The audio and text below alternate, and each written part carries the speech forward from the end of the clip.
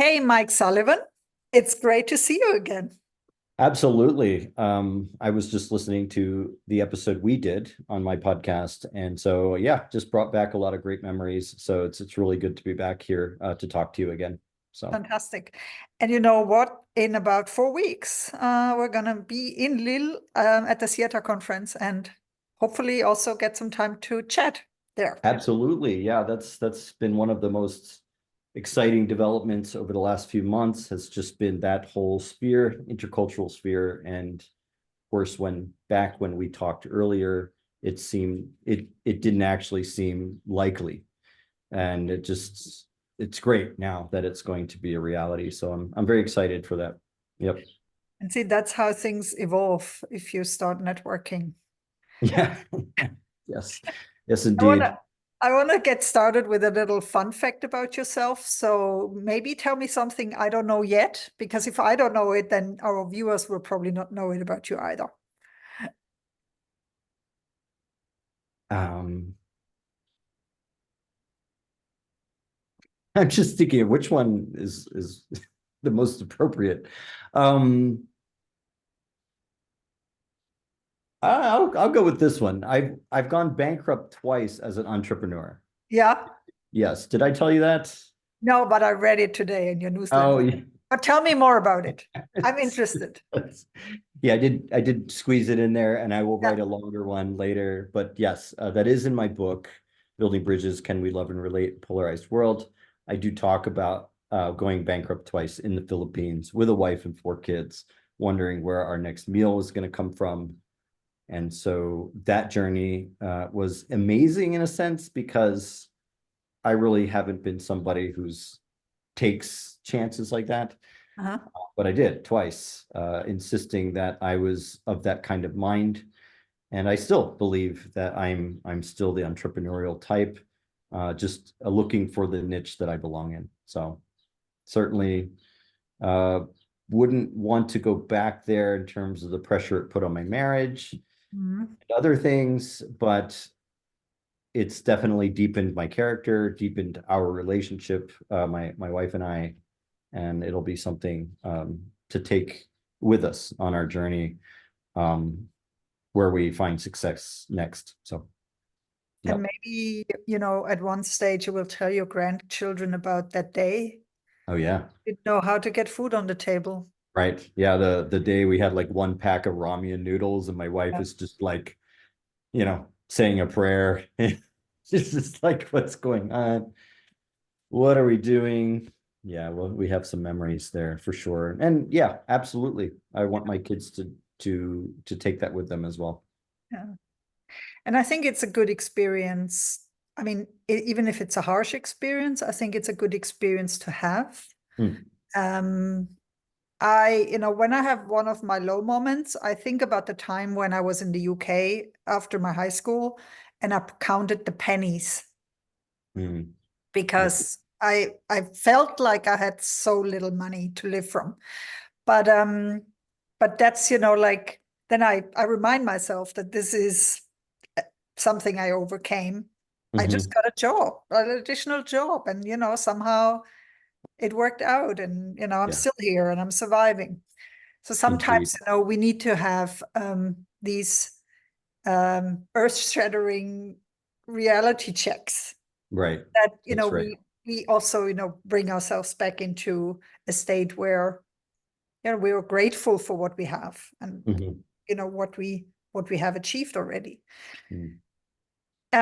Now you already said a bit of a cliffhanger. You're writing a book, you're working on a book, you said you had this bankruptcy experience twice in your life. Yeah. Tell us a bit more about why you think you do what you do. Um, what I'm doing now specifically, or well,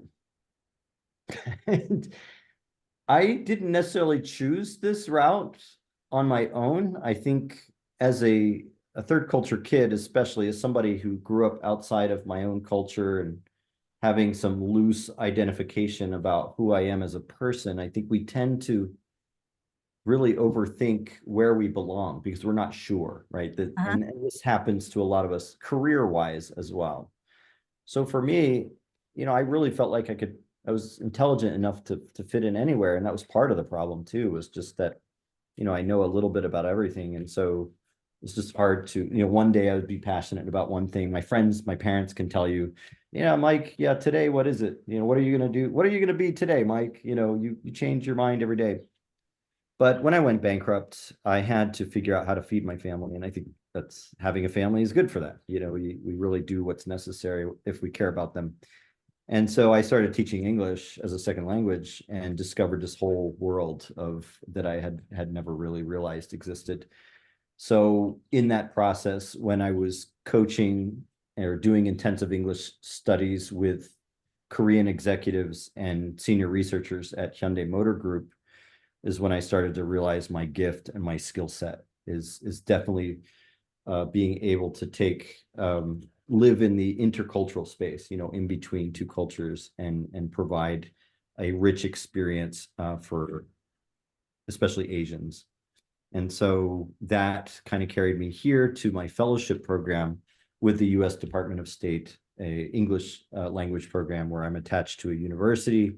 We do goodwill projects here in Turkey, and I've done that 2 times in a row now. So that's really where I am now, and I'm really grateful for that journey. And I can thank ESL for that, English language teaching, even though I'm not always that passionate about that, because it leans on a more, the what do we call it, language imperialism type thing.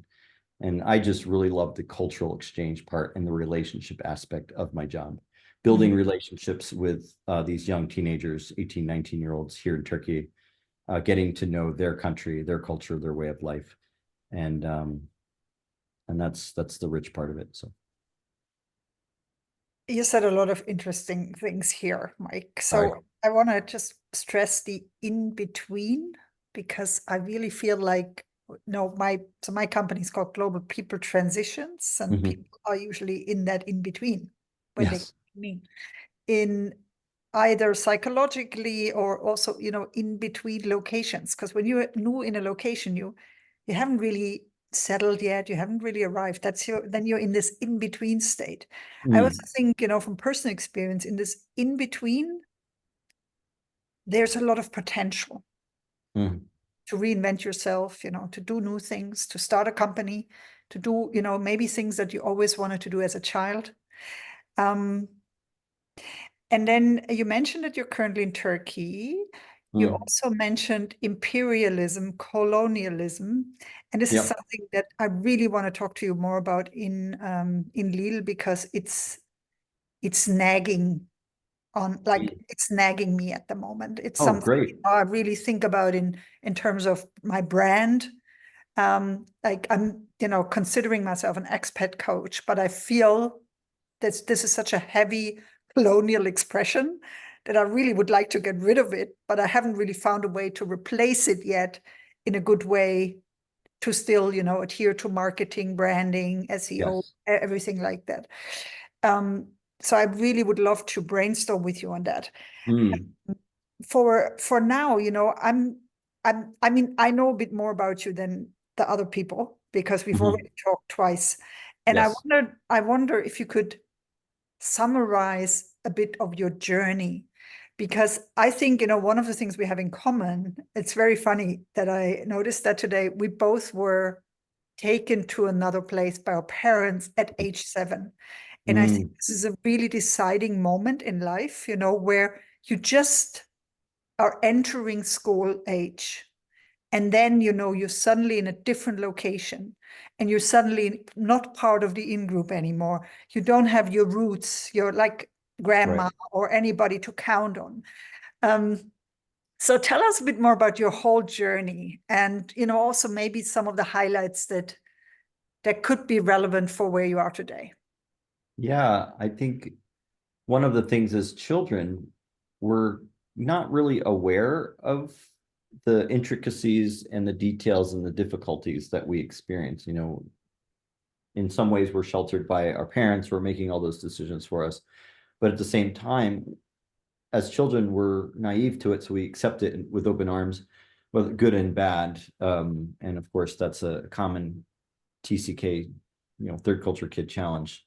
So when, I look back on some of these things, like eating Thai food for the first time, I was introduced to pad Thai, which is a common dish all over the world. People know what pad Thai is, but I hated it because it was one of the first Thai meals I had ever had. And it wasn't necessarily something that was wrong with it, but it was so foreign to me. The smell, the flavoring, it was obnoxious to me. And, I remember my frustrated parents not wanting me to be rude around, whoever we were staying with at the time.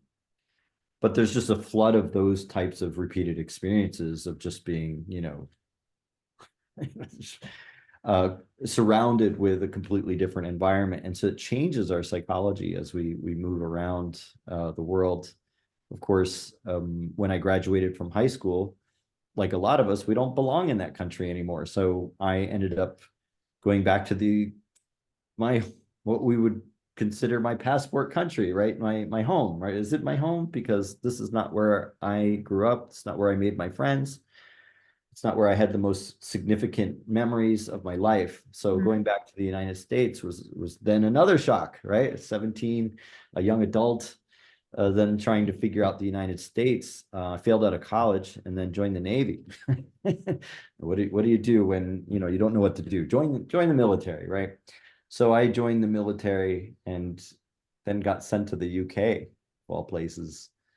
Had an amazing experience in London, of all places. I mean, people are like, you were in the US Navy and you're in London? I'm like, yes, it's a long story, but I was stationed there for 2 years, an international city, of course, in my young years there, 21 to 23, and then went back to the United States to serve on board a ship for 5.5 years, and then got to experience all the earth-shaking matters from September 11th. A lot changed culturally for the United States.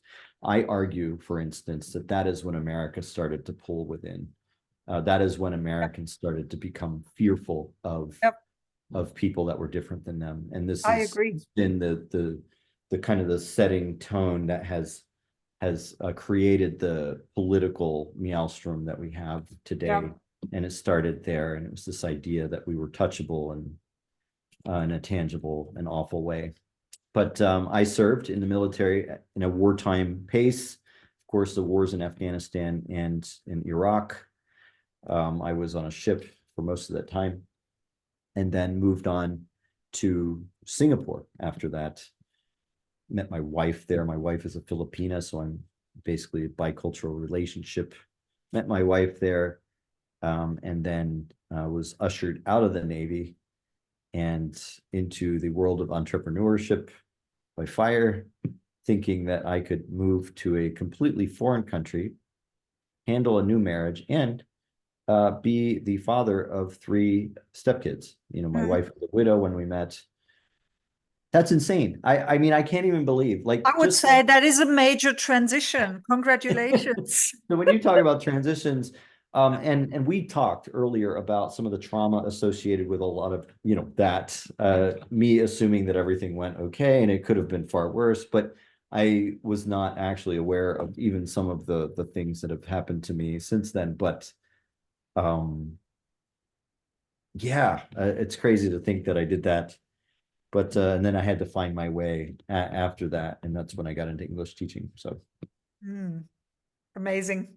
Yeah. There was just one more thing that I just wanted to I might have left something out. So first of all, your personal story. I mean, Mike, I can totally relate. I've done similar things, like, moving to another country, getting married, changing jobs, all of these things like in very short time frame. And then at some stage, my body said, no, now it's enough. I can't do this anymore.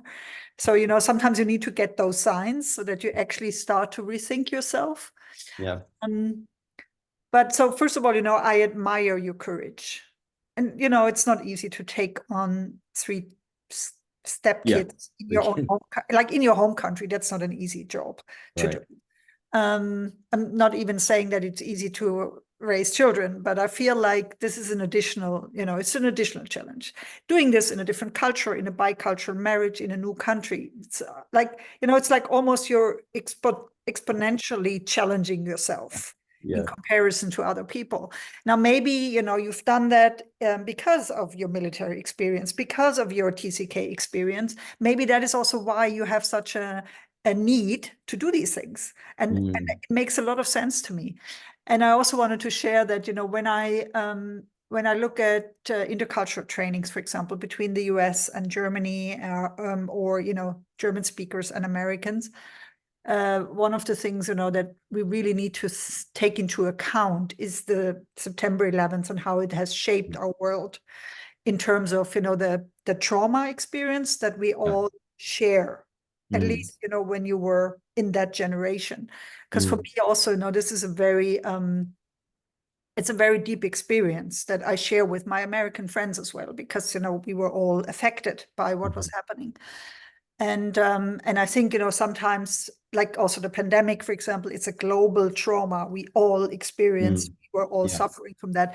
And even though, it has created a lot of polarization in the world, it has also created some sort of a feeling that we're all in this together. And so it also has that power of changing, hopefully, changing us as a community, because we realize, we're not independent of each other. Like, we cannot isolate ourselves here in Switzerland or here in New York City, because everything affects everybody now. In the way the world works nowadays. And I think that's just important to keep in mind, because sometimes, as interculturalists, we sometimes feel a little bit powerless. Like, we're like as if we live in a hippie world, and we're talking about these positive things about mutual understanding, we're building bridges, etc. But sometimes we can also get this feeling like, and what does it help with? Because at the end of the day, there's still war, there's still this going on and that going on. And the world is still, going into a disaster. So sometimes I think it's also important, that we look at those experiences in terms of, okay, we're also, we're sharing this as humanity. Moving towards something together.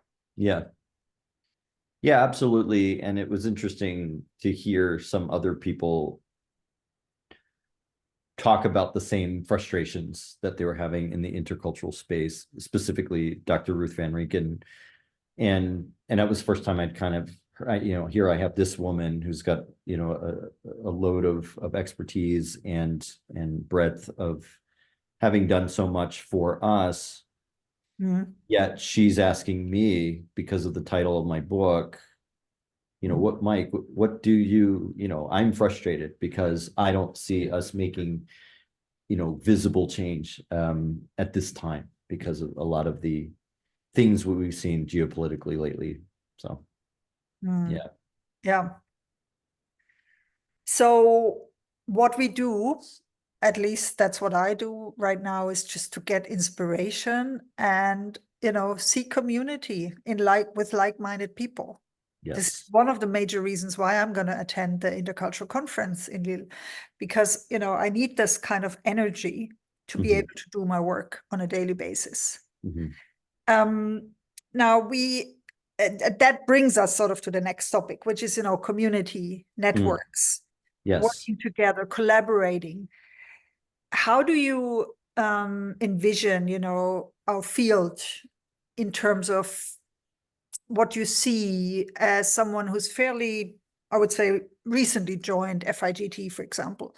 Now, how do you use networks? How do you use social media? And how does it work for you?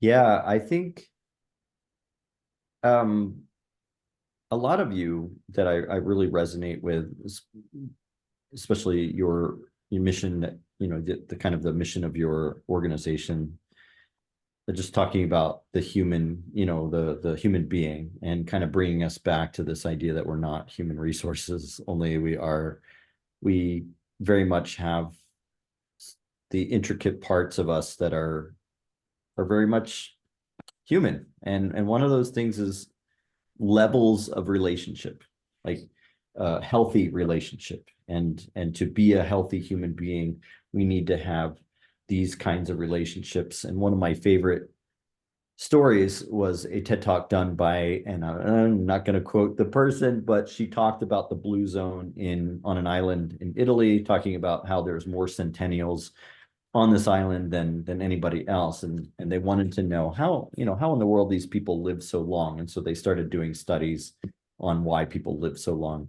And one of the main contributing factors, far above cutting fat and stopping smoking, or about the same maybe, was this idea that you had relationships with everyday people, that you were connecting every day in a sense with the mailman and the grocer and different aspects. It wasn't even necessarily the intimate relationships that you had. It was the fact that you were connecting on a human level, and that there were recognition, right, of faces and stuff. And it's just, so in a sense, it's pure biology, in a sense that we actually need these forces in our lives.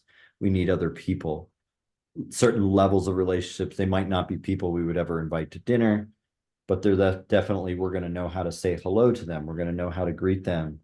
We're going to know, and then you have, of course, the closer relationships, right? We have the necessary relationships in our lives. And if those are broken, we see a world of hurt. We may grow up having some societal issues, because of how we grew up. So relationship is, to me, is just paramount. It is the largest thing, I think, that we just seem to ignore. We seem to, in an industrial age, I don't know how we just decided to cookie cutter or mass produce this idea that if you just do A, B, and C, that your life is going to turn out the way you want it. But actually, what really is the rubber meeting the road is going to be conflict, healthy conflict, working out things with other people, deciding on who's going to sit on what side of the couch, or who's going to sleep on what side of the bed, where you're going to put your toothbrush at night. And then having children then creates this whole other part of your brain that you suddenly have to deal with, is actually healthy. Unfortunately, we have a generation of young people who are telling themselves, well, I don't want the burden of having kids, but that burden might actually save them. And they don't realize that oftentimes, that actually having to care for the next generation, whether you have kids or not, having a concern for the next generation is actually something that creates responsibility. It creates, things that are very important for us to continue on. And so, relationship is basically it, Yeah. it's, Yeah. I agree with you. It's a cultural, I guess it's a cultural issue. Yeah. So two things I learned to value relationships a lot more when I was assigned to India. I was around 34 at the time. And, it was like suddenly something clicked in my mind, in my head, in my heart, just something opened up to that topic. And I realized it's been a topic that was in my, it was already inherent in the way I grew up with my family, with my parents, but I never really could have put a finger on it. Right. When I was working in HR, why some things felt so wrong for me. And I think it's because of the underlying image of the human being, which, in business is the human resource. And I think that's sort of when I started to change also my whole thinking and how I'm working with people. Basically, it was the India experience that changed that for me. Being in a relationship-oriented culture made that. And I felt very much at home the first time I was there. I felt like my soul belonged there. So you probably can relate to that because you have such an international experience. And the other thing I wanted to tell is, in addition to the research that you mentioned, there's a longitudinal Harvard study on what makes people happy. And the book that came out to it is called The Good Life. It's really easy to read. It's quite a thick book, but it's basically telling life stories of people. It's a interesting read, and it was a long-term study on basically what creates happiness. And they confirmed the same.